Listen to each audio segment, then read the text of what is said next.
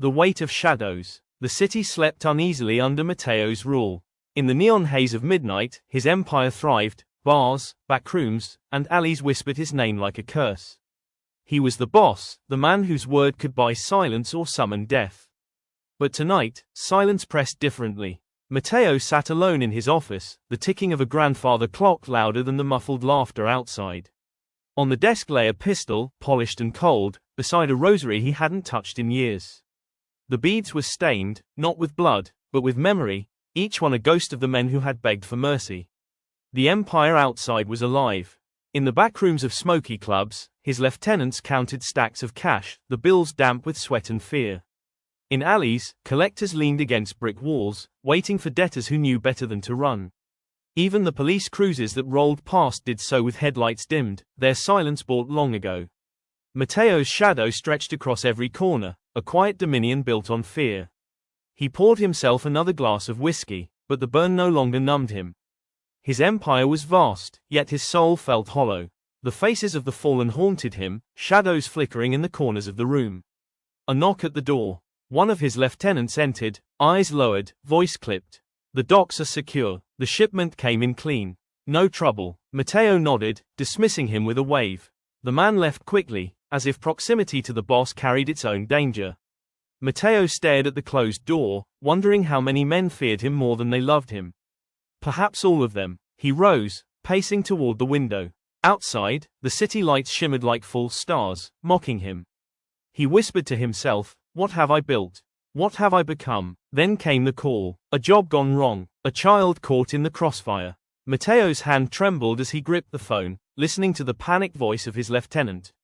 For the first time in decades, the boss felt something unfamiliar, not rage, not control, but shame.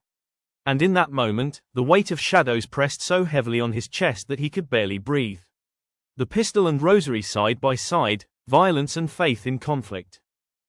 The night was heavy with rain, the kind that blurred neon signs into bleeding colors and turned alleyways into rivers of shadow. Matteo sat in the back of his black sedan, the leather seats creaking beneath his weight. His driver said nothing. Silence was the only language spoken when the boss was lost in thought. But Matteo's mind was not on business tonight. It was on his son, Luca. Luca was 22, reckless in ways Matteo both admired and feared. He had inherited his father's sharp jawline and piercing eyes, but not his caution. Luca wanted to prove himself, to step into the empire Matteo had built. He spoke of loyalty, of legacy, of carrying the family name into the future.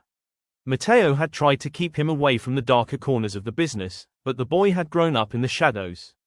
Shadows cling. That evening, Luca had insisted on handling a meeting with a rival crew. "Let me show them I'm not just your son," he had said, his voice brimming with youthful defiance. Matteo had relented, against his instincts. Perhaps it was pride. Perhaps it was exhaustion. Perhaps it was the gnawing guilt that he had already stolen too much of Luca's childhood. The call came just after midnight. Gunfire, screams, then silence. Matteo's driver pulled the car to the curb as Matteo pressed the phone to his ear. His lieutenant's voice was broken, trembling. "Boss, Luca's gone. They ambushed us. He didn't make it." The words shattered Matteo's chest like glass. For a moment, the world tilted, the rain outside sounding like 1,000 knives against the window. He couldn't breathe. He couldn't speak. He could only sit there, the phone slipping from his hand, his heart collapsing inward. The next days blurred into a haze of whiskey and rage. The funeral was a spectacle, black suits, black cars, black umbrellas. The city's underworld came to pay respects, not out of love for Luca, but out of fear of Matteo. They whispered promises of vengeance, of blood for blood. But Matteo felt nothing. He stood over the coffin, staring at his son's lifeless face, and for the first time in his reign, he was powerless. All the money, all the guns, all the loyalty, none of it could bring Luca back. When the priest spoke of eternal rest, Matteo nearly laughed. Rest? There was no rest for men like him. Only torment. That night, unable to sleep, Matteo wandered the city alone. His driver begged to follow, but Matteo dismissed him with a wave.